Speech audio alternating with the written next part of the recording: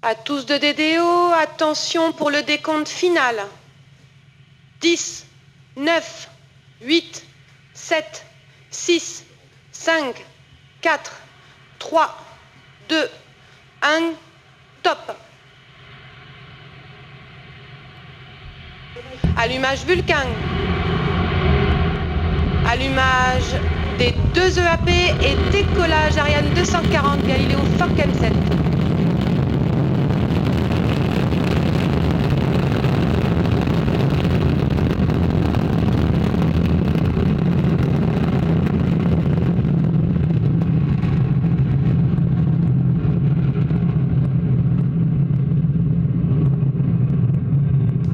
La propulsion est nominale.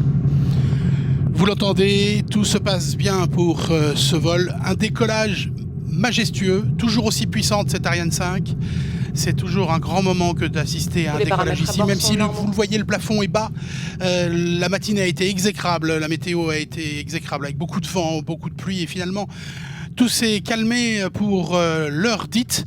Alors qu'on entend en ce moment même passer au-dessus de nos têtes, bien que nous soyons au cœur de la salle Jupiter, on entend passer cette Ariane 5.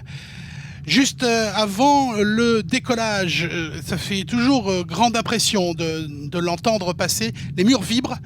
Les sons graves nous parviennent jusqu'au cœur de notre tous les paramètres à bord sont normaux. De notre habitat.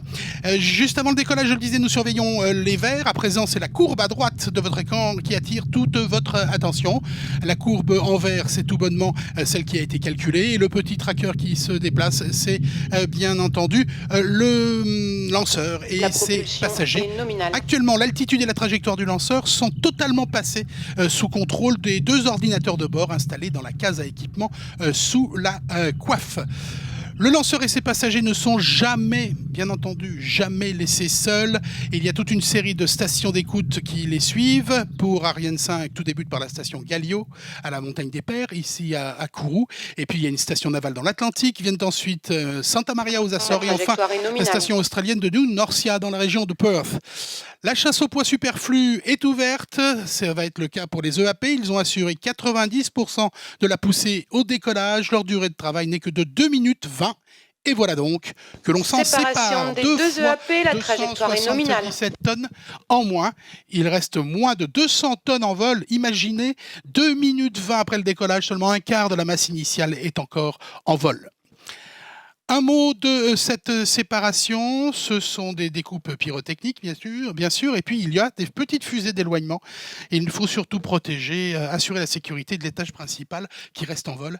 Et les étages à poudre, tout de même, sont d'une longueur de près de 32 mètres. À l'issue de cette séparation, eh bien, nous avons une trajectoire qui, pour l'instant, a disparu de nos écrans. Tous les paramètres à bord sont normaux.